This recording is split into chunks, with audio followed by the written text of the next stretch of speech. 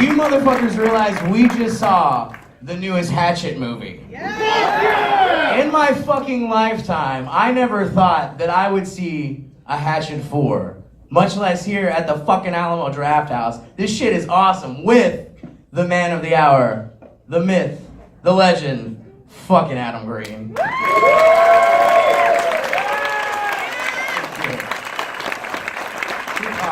Actually, both of you are standing at Fox. Since this is the first night of the tour, if you could just humor me for a selfie. Yeah. 1, 2, 3. Yeah! Thank you. You guys were fucking great. That was super fun. That's probably the only time. Thank you. Normally we don't sit through it because we've seen it a lot at this point, but since it was the first night, I figured I'd sit through, but man, that was fun. That was really, really fun. Thank you. Yeah. Man, oh god, dude, that was the fucking coolest thing ever. So, I like to think that we're all a big horror family here, big horror community, and it's fucking awesome that you came here. October 1st, happy Halloween month, everybody. I know you're a huge fan of Halloween. You celebrate all month long, yeah. Yeah, that was a big deal with this tour. Is that this is the first Halloween in my life that I'm not going to be with my family. So, but I'm with my other family. So it all worked out.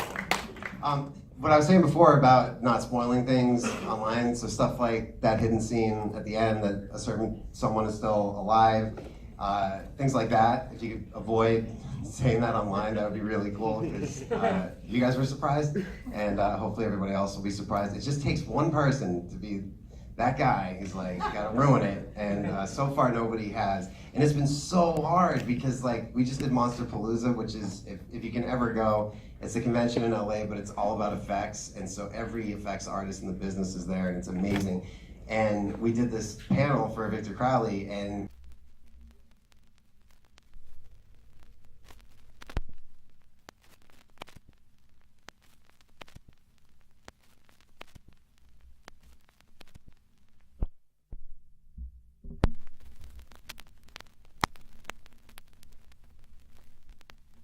so that we could sort of start a new story and then bring it all together again for a fifth one. So, which I'm not like announcing the fifth one. There's obviously plans, but that depends, of course, if people support this. If everyone pirates it, there won't be a fifth one. So, fingers crossed. Fuck those people. My shorts have a huge hole in them. I don't even have an excuse. It's the first night. Like, You're lucky you got some socks at least tonight. that's true. Thank you for the socks. And sorry about my dick. Let's roll with the movie now at this It's not point. the first Yeah. time I've said that. Yeah. Well, okay, so getting on that, I feel like I'm getting on your dick, but I feel like whenever I introduce people to your work, I always say Adam Green's the fucking Kevin Smith of horror. He's very open with everybody. He's very cool to meet, and he loves what he fucking does. So with that being said, a lot of us follow your work very closely, especially with the movie Crypt and stuff like that. And when I found out this was a fucking Victor Crowley movie, I remember the night you announced it, I had like 27 light bulbs over my head, and I was like, there's that cryptic message he gave me, and that one, and holy shit, I've known about this the whole fucking time.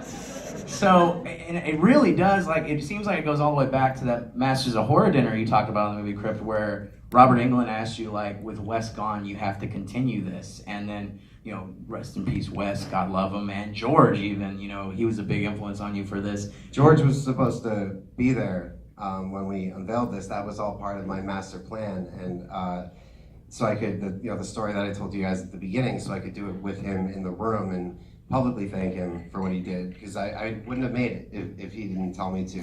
And we missed it by 37 days, which was just so sad. But on the positive side, when you think about Wes, George, Toby, they lived full lives, and they were very happy by the time they passed with what they'd accomplished, with the families they had, with all of it. So it's the best that you could ever hope for. But it is terrifying to think that our idols aren't immortal. You know, like I don't want to suggest it or even throw it out there, but I remember I was in London when Toby died, and if there was a way to send like medics and a SWAT team to surround Carpenter's house to just make sure like everything's cool, but it's scary and it's daunting because, like I was saying in the beginning,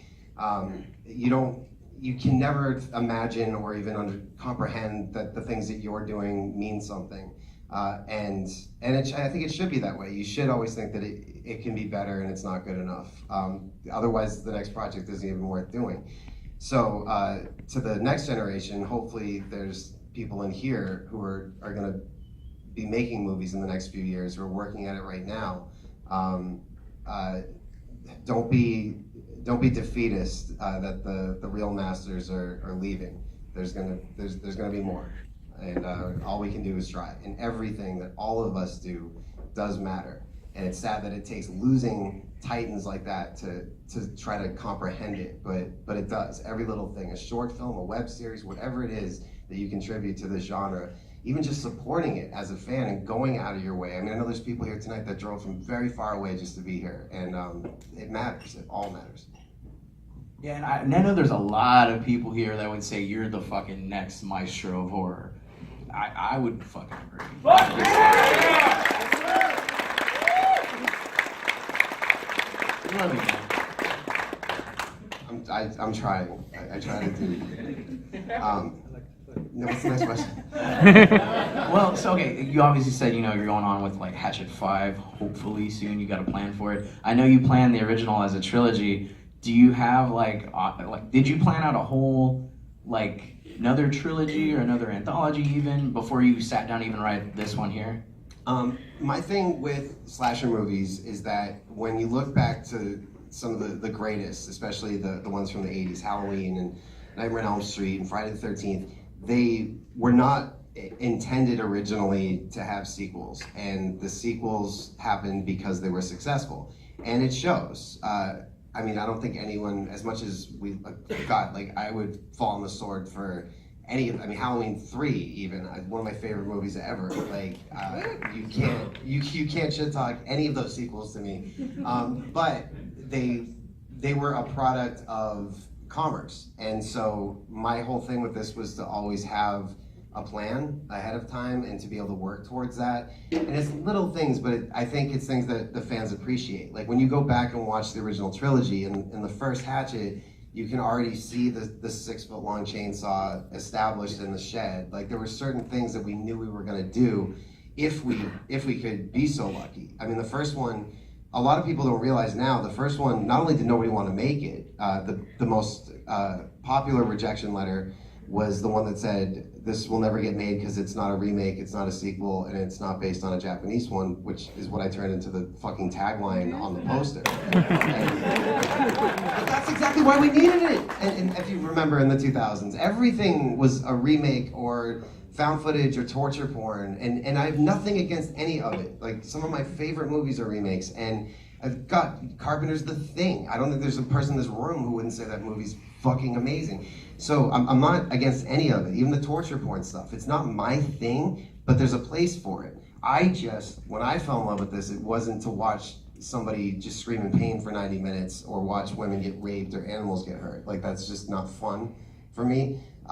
As gory as these are, like to me, I think they're funny. And thankfully, it sounded like you guys did too. Nobody leaves a Hatchet movie all disturbed and needing therapy, you know what I mean? Everybody's smiling. And but anyway, point is, so there is a plan of where to go with this, and I wouldn't have actually put this into production until I knew what that plan was. But it's a new world now, and I can't assume that we're gonna get to make another one. Someday, after this has been out for a while and we can start really talking about how this was made and how hard it actually was, this was by far the hardest thing we've ever done. I mean, Frozen physically was the hardest thing because we were on the side of a mountain and all the other shit, but this was, because that's the thing, is that people always ask, what's the budget? And with ArieScope, it doesn't matter what the budget is. Whatever they give us, we're gonna end up putting in like 5 times that and favors that we call in. I mean, the amount of people that worked on, Matt Waters, who did our sound design, just won his second Emmy for Game of Thrones. Bear McCreary, who supervised the sound. Trust me, they didn't do this for the paycheck. Like, they did it because they love it. And we're so lucky that we have this family of incredible people that will put the love of it before the paycheck. So when you factor in whatever the budget was that they gave us and whatever we actually put on the screen, they're two vastly different things. But if people don't support it, then we can't make more. So we're all trying to already accept the fact that maybe we won't get to do another one, and which is terrifying because now I finally reveal after 4 years of people waiting. And what we're gonna do with the fifth one is so fucking cool. And, but it's a waste of time because you are not the crowd that is to blame for it. You are not the crowd that is pirating and stealing movies and feeling entitled because it exists, you should have it. Or the people that are like, oh, I just watch everything on Netflix, which is basically piracy. It's a hard business now. And it's not about us individually making money. The first Hatchet made millions. I never got a dime. That was part of why I had started to hate it by the third one. You're seeing Halloween masks and comic books and all this stuff, and it's like, wait a minute, like how did I never got a cent? Like how does it work like this? And when I found myself complaining about that to George Romero, who's like, you're telling me. And I'm like, oh yeah. And Wes, it wasn't until New Nightmare when Wes finally got what he deserved. I mean, all of us, we all get kind of screwed on it, but I think part of the problem is they know that we're gonna do it anyway. Like they could be like, all right, well, you really need about $1.2 million to do this. We're gonna give you $35. And then they just sit back and wait, and I'm like, okay, I'll do it. But it's not fun making them. Like when you see the behind the scenes and stuff, it looks like we're having a blast. We're not. Like it's really hard. It fractures the family. It's terribly stressful. But then when you get moments like this, and you get the first laugh that you hear, and you see that it's making people happy, and you're like, yeah, that's why I did it. That's why we did it. And I just wish that everybody on the crew could get to come to every screening and meet everybody and hear this response. Because they have to kind of live vicariously through me or through the reviews or the comments that you guys write. A lot of fans take the time to even figure out who the crew is and track them down on Facebook and write them thank yous and stuff. I don't know any other franchise where the fans do that other than this one. So it means everything because nobody did this to get paid at all. And we put, I'm gonna be in debt for years off of doing this. So, but it was worth it for your laughs. And that might sound like bullshit, but I think that's what I needed right now because I just came off of a horrible few years with just bad personal stuff. Dave Brockie dying and a whole bunch of shit. And then to do this for the right reasons was important. All right, well, I'm the lucky son of a bitch up here, so I'm gonna go ahead and get out some questions to the audience. We got one right here already. First of all, this was Hi, Amanda. Hi, Adam. This was so much fun as a fan to see your cajillion Easter eggs that were through the whole thing. So much fun. So thank you for all the little nods to everything. I love you for keeping everything practical in this franchise. There's such a small amount of CGI and it's so good. What practical effect in this one did Pendergraft just look at the script and go, what the fuck are you doing to me? The fisting. I got hate mail and like death threats from the effects crew. And then the distributor, once they saw it, like, you did what? That was a really messed up conversation. Is anybody filming this right now? Don't film. And that's one of the scenes that might not be in it when it does come out. It might be that you don't see where he swung it. It's just her arm comes off, you see the rest of them react, and then you reveal it. But that was really hard to do. And it's, obviously it's shot in pieces, but it's like less than a second, the effect of Felissa's head stretching as it pops out of her mouth. It's a dummy that had to be built a certain way, and again, if we had unlimited money, then it wouldn't be as big of a deal. But yeah, that was a hard effect to do. The most blood that we've ever used in any of these movies was when Dylan and Victor Crowley go through the engine. All that is a wipe. So the Chris Cornell, who not that Chris Cornell, Cornell, and he's a stunt guy. He was Josh Leonard's stunt double in the first one. He was a stunt double in the second. He's been in every Hatchet movie. And actually, if you've ever watched the behind the scenes of Hatchet 2, he's the guy where the crew always thinks they're gonna get me, and they never have, and they never will. But they tried to get me to get in the harness, and they were gonna string me up to the top of the stage and leave me there for lunch. But when I saw that there was 40 people standing around with phones out, I'm like, obviously you're gonna do something to me. So anyway, but point is, so Chris was Dave Sheridan's stunt double for that, and he hits Kane, which was a very hard stunt to do because of the small metal space that they had to fall into.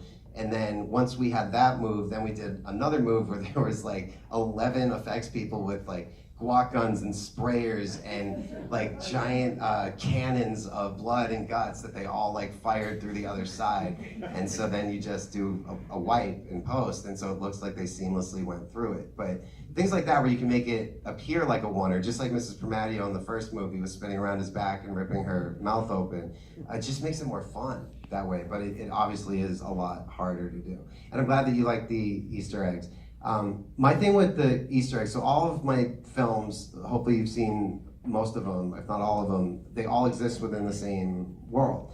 And it's one of those things where if you haven't seen the other ones, that's the key to Easter eggs. If enjoying the movie is dependent on getting the little nods, then they don't work. It has to just be for the fans to be like, I got it.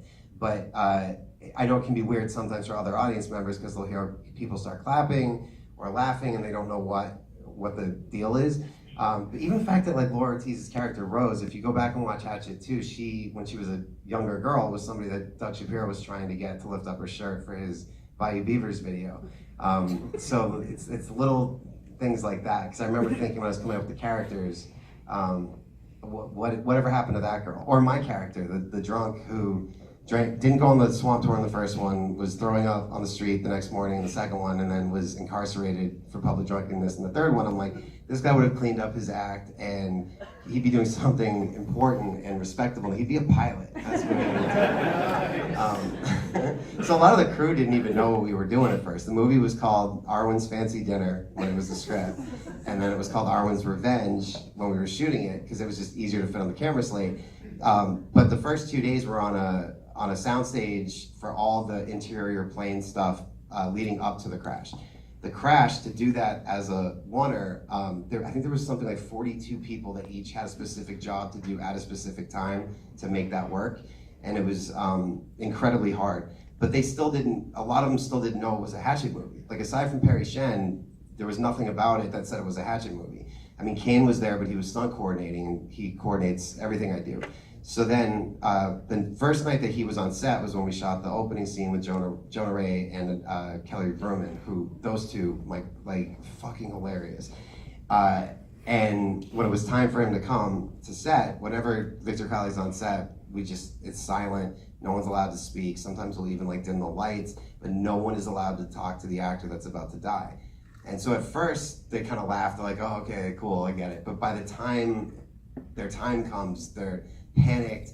Sometimes they're crying. I know it's kind of a sick game to do, but you get these great reactions because they don't get to see Kane until they see him in the movie. And so a lot of the crew still didn't know what it was. And so when someone said on the walkie, okay, he's walking, and then we demanded silence, and everyone's standing around in the woods, what's happening? And then you hear him coming, and as he gets into character, all you hear is ah! Ah! And I'm fucking scared. And then you just see the actors just crumble because they're like, oh fuck. But in this case, it was a lot of clapping and cheering and people realizing what it was. The way we kept it secret, by the way, you can hand a crew this big 1 million non-disclosure agreements to sign. It doesn't matter because good luck proving which one of them spilled it in the end. It was by sitting down with each crew member individually and explaining to them who the fans are and who we were doing this for. Because it wasn't just about a stunt of a surprise, which a lot of people are like, oh, like what Blair Witch did? No, what Digging Up the Marrow did. before Blair Witch.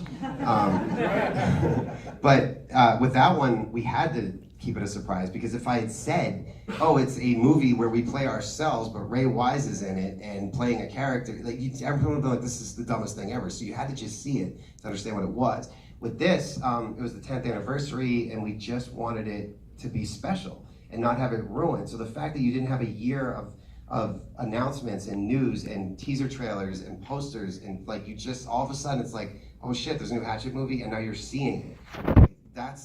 To me, that's just way more fun. So I would sit down with each person, and I would show them some of the fan letters we get, pictures, a lot of soldiers, burn victims, disabled people. I mean, it's the fan base for this includes a lot of people who've had a very rough time, and these movies make them very happy. And once I think people on the crew saw who they were making this for, it changed everything. And nobody messed up and went and shot their mouth off. Actually, one guy did. He's not with us anymore. We got any more? Right here. Holy shit, that was one question. Adam, what time is it? Well, when I was 6 years old. Sorry. Okay, so my roommate is a huge fan. Not that I'm not, but That's a really funny way to say it. My friend is a huge fan. I have no idea how big a fan my roommate is. Oh, you're his roommate? We interviewed the past couple days, which is awesome. And almost as good as policy. Something was barely mentioned for 2 seconds was that there's a possibility of something happening on a ray. Is that something you can talk about? Yeah, there is. So, God, like in March, Lynch and I had set up a new TV show, something separate from Holliston, completely different. We had slipped on the podcast that it's with El Rey, and it should have been premiering in 16 days. Like the original plan was, go shoot it, you're premiering October 17th. But because of this fucking business affairs and lawyers and all this shit, it's like the contracts still aren't done. So that's the only reason why it hasn't happened yet. And it's the most distasteful part about Hollywood is just paperwork and waiting for stuff, and then sometimes it goes away. This isn't going away, from what we've heard, but I can't say what it is yet. But it's really fun, and I think you guys are gonna like it. It has nothing to do with Holliston or the movie Crypt, and it's not scripted. I didn't say it was a reality show. Yeah, but anyway, there is something else coming with that. Also, in other news, remember there was this project they had called Killer Pizza with Chris Columbus, right? Yeah, so MGM bought that. They were first place to read that script and like fast tracked it. Like, this is going into production now, and it was like that was gonna finally be my chance. Like, holy shit, a huge budget studio movie. I can finally show what I could really do, not what I can do in like 3 days with $16. And the problem is when you keep succeeding like that, they don't go, all right, you've earned it, here's your $200 million movie. I mean, sometimes it happens, but for me, it's like, holy shit, like you made us this much money, and it was this successful, and all right, let's see what you can do with half of that. Like, so you gotta be careful, because I've definitely become that guy when it's like, we don't have any money, call Adam Green. But Killer Pizza just got held up at MGM forever, just having me do rewrite after rewrite, and I can say these stories now because all those execs are gone. But I was rewriting it based on whatever opened that weekend. Oh, that made money? Okay, make it like that. And it's like, dude, it's an Amblin movie. It's like monsters. But anyway, years later, all of a sudden this show comes out called Stranger Things that everybody loves. And they're like, oh, what about Killer Pizza? Yeah, what about it? So it's being redeveloped for television. And the same day that El Rey thing happened was the same day that Killer Pizza happened. Like, it's like you go years of like, it's like being like in the desert, like crawling, looking for water, and then all of a sudden, like, boom. But you don't know if it's a mirage or not. But again, just waiting on contracts before we can announce it. But it sounds like Killer Pizza's happening. I don't know. Like, I wish I could be excited anymore. But I like when I call my mom, you know, and it's like, okay, well, this is what happened. So I sold this, and they're making it, and I don't know. What fun is that? But it's the best way to be. But once you're on set, although I guess even then you don't know because sometimes shit just doesn't even come out. But there's so many projects happening right now. And for those who've been waiting on Holliston, now you know why we couldn't do it. We were working on this. But I also just was not ready. As much as I kept trying to do it, the scripts were not there. Like, I was too heartbroken and too angry about Dave dying, and it all showed in the scripts, and the cast just kept rejecting the scripts, basically. I mean, that's the honest truth. At one point, I had written the show, I'll be quick with this, because I know there's probably people in here who maybe don't watch Holliston, but I had written season 3 where there were no scenes in Adam's bedroom. And Joe was like, he's always the one who gets pushed to be the spokesman for the rest of them. And he's like, look, dude, like it's a sitcom. There's certain sets that are in every episode, or at least in most of them. And like, where did the bedroom set go? And I'm like, well, I think we could save money if we just tore down Adam's bedroom set and we just never go in there again. And he's like, you're doing this because you don't want to stand near the closet. And everyone knows it. And he's like, so no, like, we don't like it. And they were right. And I fought it left and right. No, it's not that. I'm trying to save money, or it's this creative decision or that. But I was full of shit. Like, I don't, and I'm terrified of that first day, because that's something I have to do alone. I can't do it with Corey and Laura and Joe or whatever. They're like, all my scenes with Odorous were just Dave and I. And to do that again is gonna fucking suck. And but doing this was a huge healing process. And again, circle of trust. But as you guys might know, Ariescope does a Halloween short film every year. This is our 19th year. It comes out, I think, in 2 weeks, and it's a Holliston short. So we're gearing up. We're beginning All right, got more? Right up there. Hi, Adam. Oh, hey, how are you? I'm good. I'm good. So there are a couple of people who have been on all of the Hatchet movies. Will Barrett, Andrew Garfield, but I noticed that there were some new players in those positions, and I was wondering just kind of if it was scheduling with the people on the original films, and also what it was like working with new people in those key positions. I'm so happy you asked this. This is such a good question. So Will Barrett, who is my partner in Ariescope, and we started that company in '98, and he is always the DP on every single thing I've ever done. I've never been on a set in my life on anything. Like, we've done like 300 commercials, over 100 short films and web series, 10 feature films, 2 seasons of a TV show, all these pilots that we've done that never saw the light of day. And then this. And what happened was, like I was saying, no one did this for the money. Like, Will's got a family and stuff, and I mean, Will has made the ultimate sacrifice many times. And we always say, like, working on these movies, it's serving your genre. Like, it's like enlisting. And like less than 2 weeks before production was supposed to start, he got offered this incredible opportunity, which I'm not at liberty to really speak to, but it has to do with virtual reality and building the actual cameras, building the technology, because Will's like this mad genius, this MacGyver of everything. And it was a lot of money, and it was a great opportunity. And he's got one kid who's about to start driving. I mean, he's gonna be going to college. Like, he can't do the starving artist thing anymore. And so it might even be in the behind the scenes video. I don't remember if cameras were rolling that day. But when he had to come in and tell me he had to step down as the cinematographer for Hatchet, or for anything that I'd ever done, it was so horrible. And it was like, I literally had to just go home that day and like just end the whole day. But when we had done season 1 of Horrified, there was this dude who came by. He was the boyfriend of the makeup artist. His name was Jan Michael Lasada. And his girlfriend was like, oh, my boyfriend is here to pick me up. He can help. He's a DP. And this dude's energy was just like so great. And he was so good at what he did. And we all took note of that. And so together, when Will and I were thinking who should replace Will on this, it was like a no-brainer. We instantly went to Jan, and Jan did a hell of a job with this, because he kept it looking like a Hatchet film and honored what Will had done, but he also did a lot of stuff that made it his own.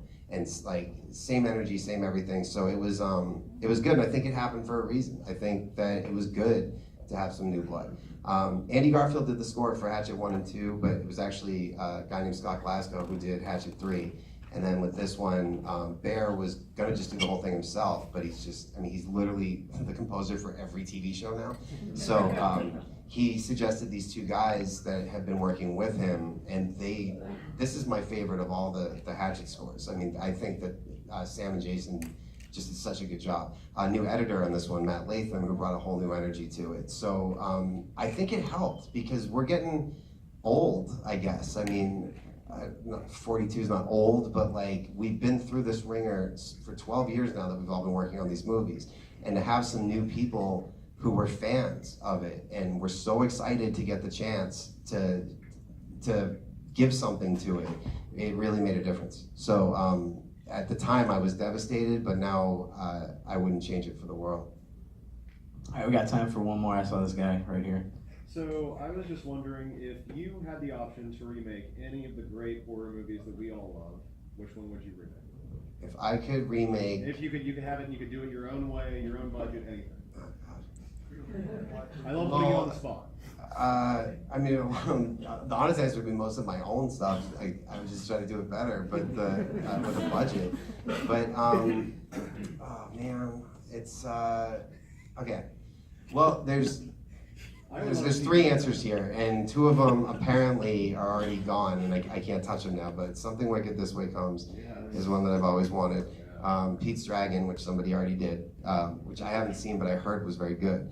And then Shocker, man. Like, that's Ballad of Horace Pinker and now the Ballad of Victor Crowley. that.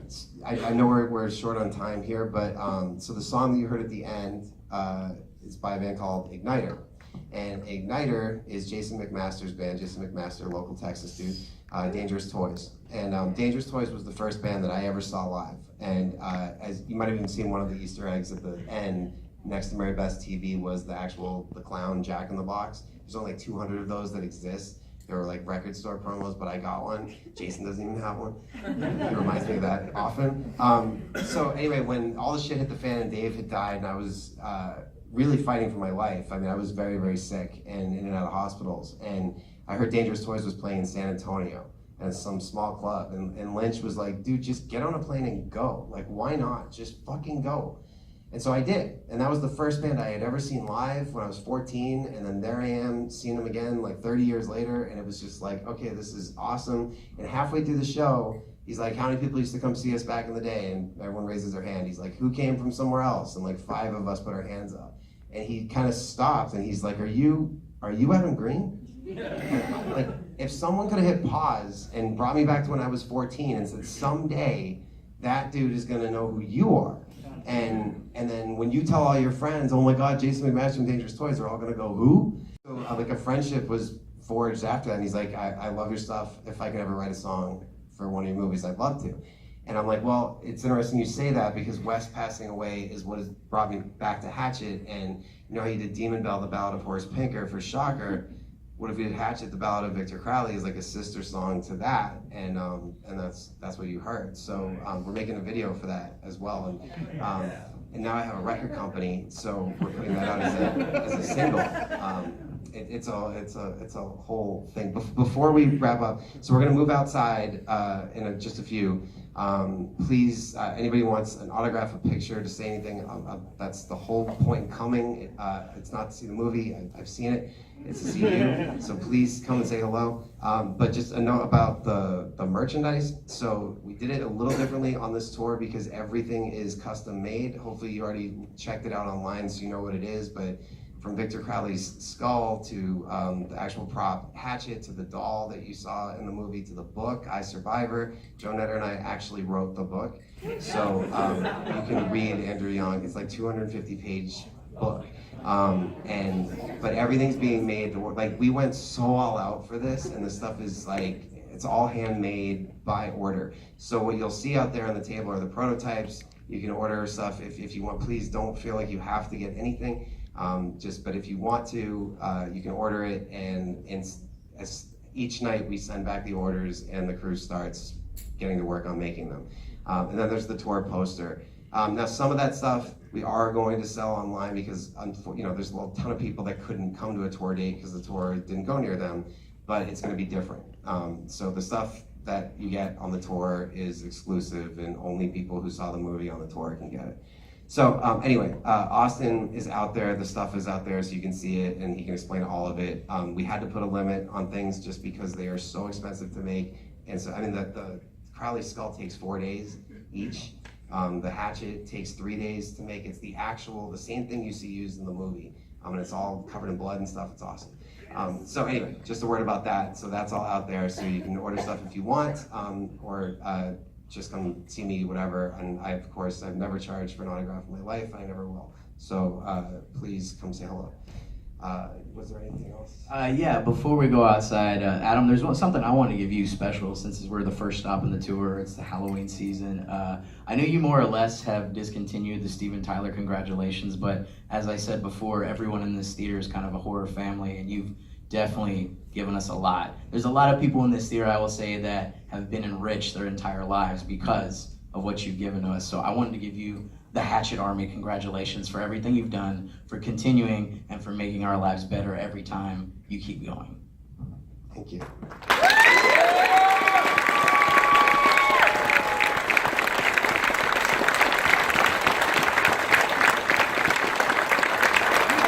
you guys so much.